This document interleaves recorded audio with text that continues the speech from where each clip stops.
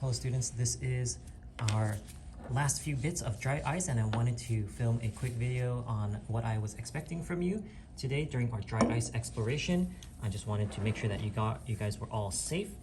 All right, and I'll write down a few things.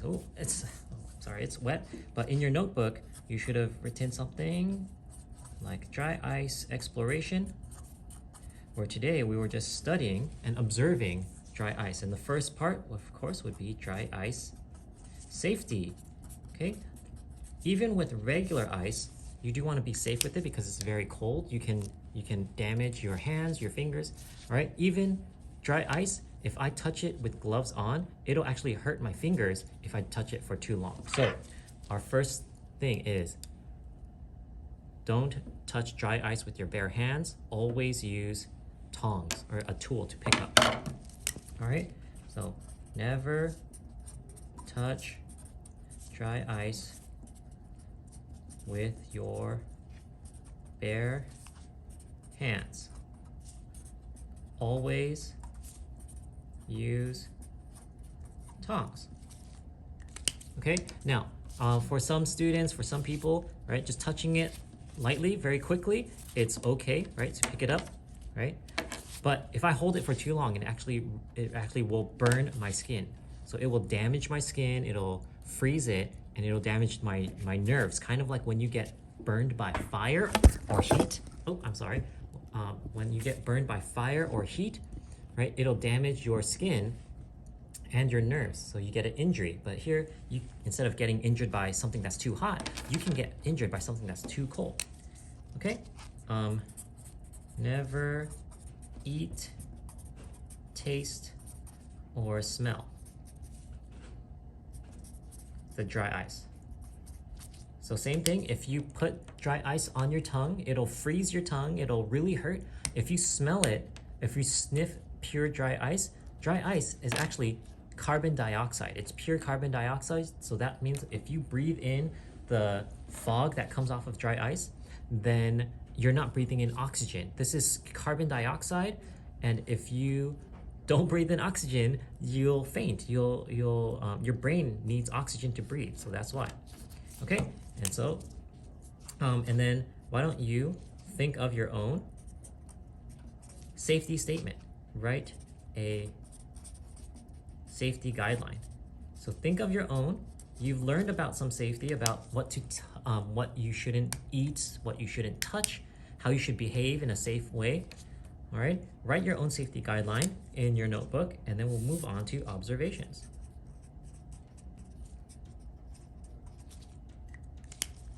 All right, we'll move on to observations. So the first thing I did for the class was I got a glass jar. It looks like this, right? And I just got a piece and I placed it inside. Okay, and it looks like this. And we had the students observe what was going on. We also had a thermometer. Thermometer measures temperature, and we place it inside. All right, okay, so just to double check, a thermometer right now, hopefully you can see it. Room temperature is about 23 right now, so it's still kind of cold outside, but when we put it inside the jar, it's going to change. All right, it's gonna change. So some observations, you might see that condensation is forming, right? Condensation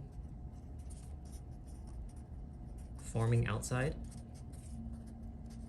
of glass.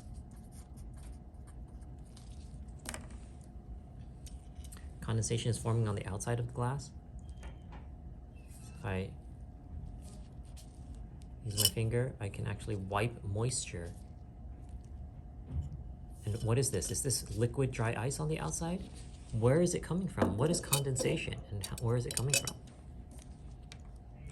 All right, and then if I leave it long enough, and you'll see, if I leave it long enough, something will happen to the condensation on the outside. All right, and then inside the glass, we see something happening. Inside the glass, smoke or fog coming from dry ice. Okay, so the dry ice isn't melting. There's some kind of smoke or fog coming out of it. Right, there's some kind of smoke or fog coming out. And then during the observation time, I had the students pick up the thermometer and then place it on the dry ice. Okay.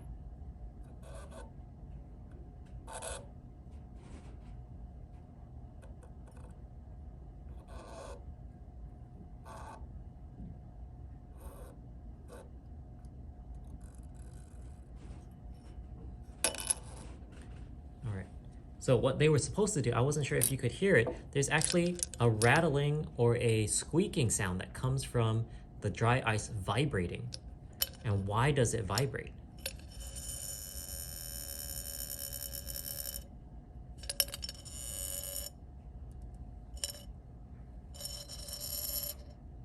Okay, so hopefully you heard that. That wasn't the metal scratching the glass.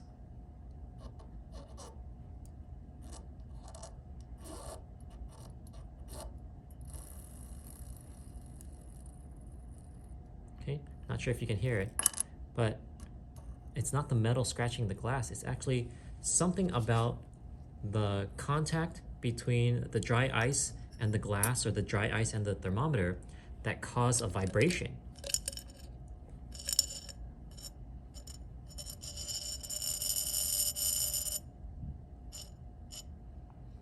All right, so that's another thing. Squeaking or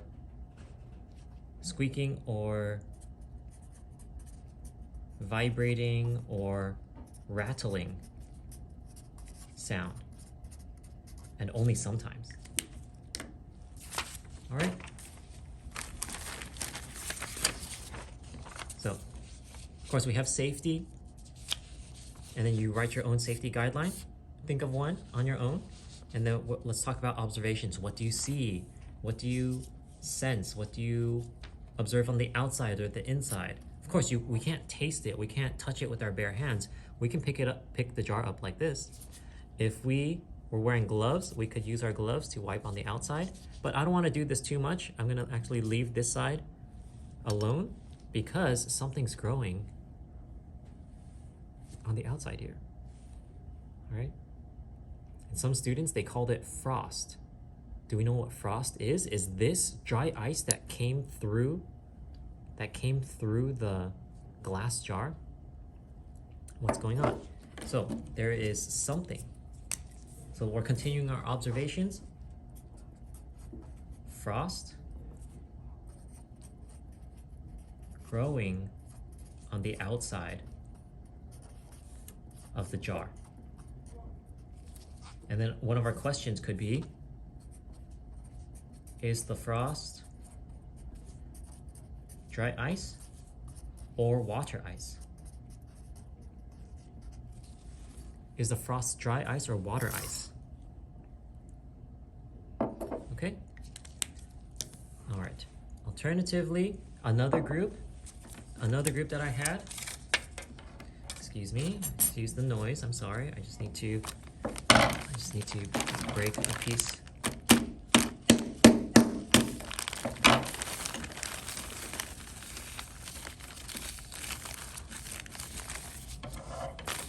Okay, another group that I had, we placed the dry ice in a tray, and we allowed it to, we were observing it from the tray instead of the jar, right? And I poured out just a little bit of water.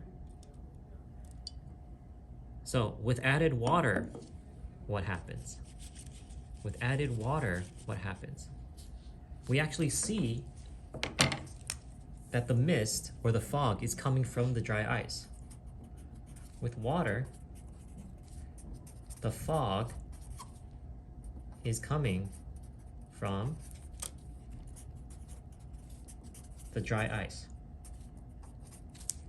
So that answers the question, is the fog water vapor? Is the fog like the fog and the clouds that we see outside? And the answer is no, because when we add water, it's not the water creating steam or fog or clouds. The water is causing the dry ice to become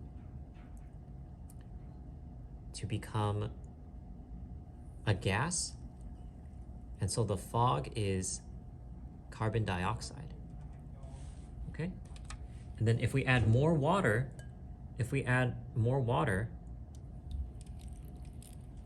it'll start to bubble. Okay, and so it's hard to see here, so I'm going to add water to our jar on this side.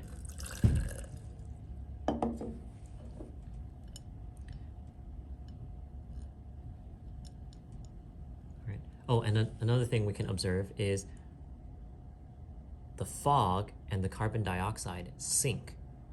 Instead of steam going upward, the dry ice fog moves downward, it sinks. So fog sinks downward. So that means the fog is heavier, right? And let's see if I can do it. I'll scoop some up. I can actually scoop some up, or I can pour the fog into a different container.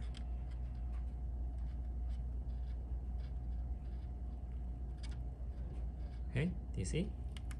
So we can actually pour the fog into a different container. All right, fog sinks downward, and we also have dry ice forms bubbles in water. The dry ice forms bubbles in water.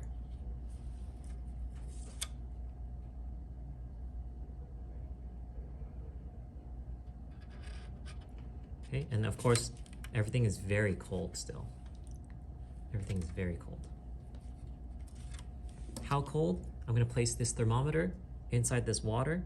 Right now it's still at roughly 20 degrees. And when I place it down into the water, the temperature, and I'm hoping you can see it, the temperature will actually go to almost freezing. But how do we know it's not freezing yet? Is because the water is still liquid. Here, the water here is still liquid. Even though the dry ice is very, very cold, the water is still liquid, and water freezes at 0 degrees. So you see the 0 here? Water freezes at 0 degrees Celsius. All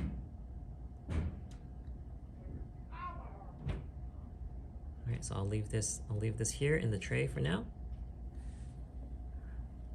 All right, we still have some carbon dioxide.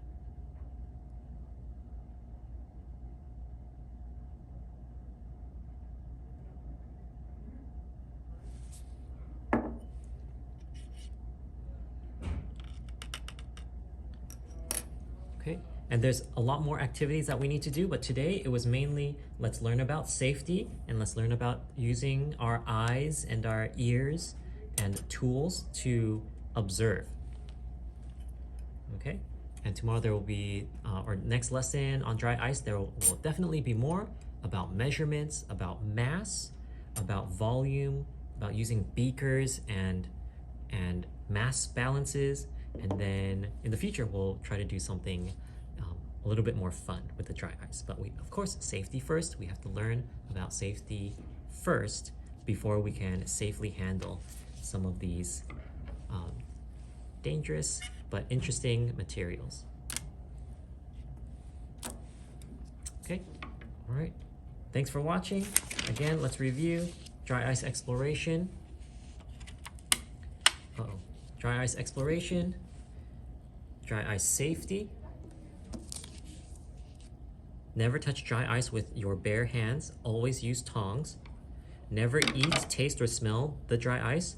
Write a safety guideline of your own in your notebook. And then a section after that is observations, and write down your observations. Some observations that I had, they could be different from yours. Okay, right here. And of course, as questions come up, you should write the questions down also. For me, this was a little bit disorganized because my observations have questions inside. You should probably have an observation section and a question section in your notes. All right, so last few seconds we have condensation forming on the outside of the glass, smoke or fog coming from the dry ice, squeaking or vibrating or rattling sound. Let's see if I can do it. Oh, no. Not with this one.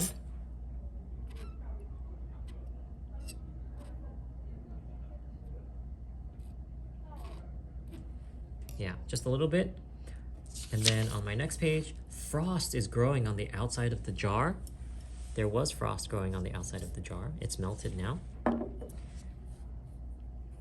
I have a question. Is the frost dry ice or is the frost water ice? And then when I poured water in, the fog is coming from the dry ice here. Then we also noticed that the fog sinks downward. When we pour it out, the fog, instead of rising up like steam, it sinks downward, and dry ice forms bubbles in the water. And now, though, it seems to have stopped forming bubbles. Okay, so that was it for our dry ice exploration. You should enter this into your notebook on the next blank page and add it to your table of contents. Okay, see you next time.